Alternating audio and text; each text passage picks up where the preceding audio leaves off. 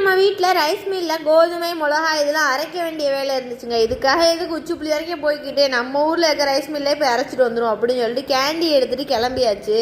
எங்கள் வீட்டில் எப்போயுமே கோதுமை மிளகாத்தூள்லாம் வீட்டிலே அரைச்சி தாங்க யூஸ் பண்ணுவோம். பெரும்பாலும் கடையில் வாங்க மாட்டோம். உங்கள் வீட்டில் எப்படின்னு கமெண்ட்ஸில் சொல்லுங்கள். அப்படியே பேசிக்கிட்டே வந்துகிட்டு இருக்கும்போது நம்ம ரைஸ் மில்லை நோக்கி வந்தாச்சு. அப்புறம் அந்த அண்ணன்ட்டே நம்ம என்னென்னலாம் அரைக்க வந்தோமோ எல்லாத்தையுமே எடுத்து கொடுத்தாச்சுங்க. அவங்க கொஞ்சம் டைம் ஆகும்னு சொன்னால் சரி அதுவரை நம்ம என்ன பண்ணலான்னு யோசிச்சுட்டு இருக்கும் போது பக்கத்துலேயே பழக்கடை இருக்கு, அங்கே போய் ஏதாவது ஃப்ரூட்ஸ் வாங்கிட்டு வரலான்னு கிளம்பியாச்சுங்க.